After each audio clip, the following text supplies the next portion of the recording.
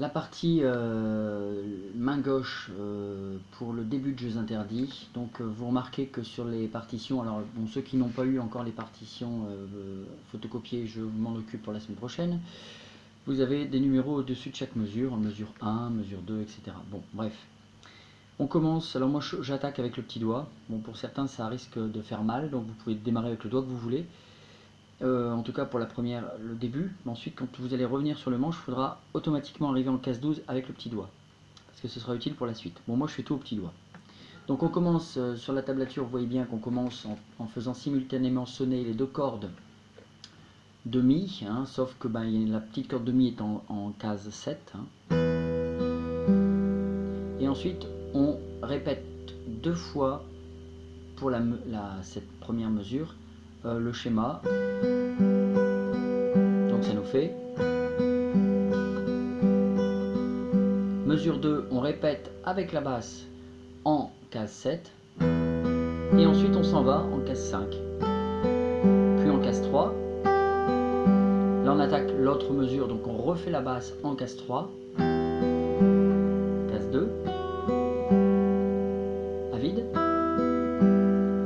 Ensuite mesure 4, on fait la basse mais on reste à vide, case 3, case 7, case 12, et là on fait la basse parce qu'on change de mesure.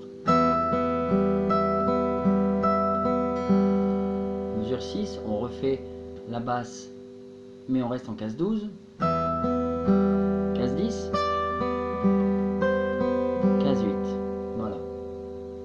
Voilà pour ce début de Jeux Interdits.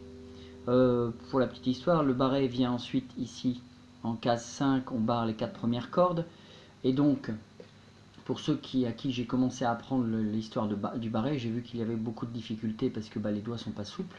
Hein, vous devriez mettre les doigts en case 5, l'index en case 5, bien faire la pince ici derrière pour bien serrer votre barré en case 5, mettre le petit doigt qui était en 8, vous le laissez en 8, et puis faire travailler les doigts du milieu là, voilà.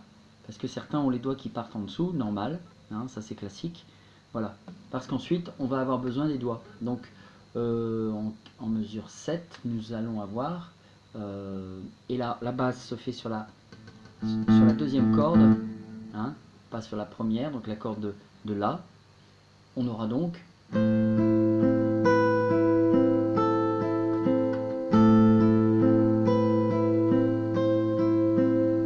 et voilà.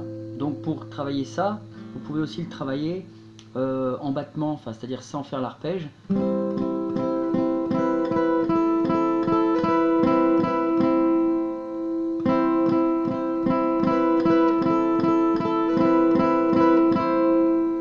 En tout cas, il faut travailler l'assouplissement.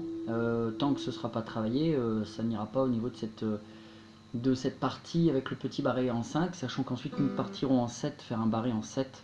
Voilà, mais ça c'est encore autre chose. Donc d'ici là, travaillez bien l'arpège main droite, et puis essayez de mémoriser tout doucement le morceau, et surtout de bien mettre les basses là où il faut. Voilà, amusez-vous bien, à bientôt.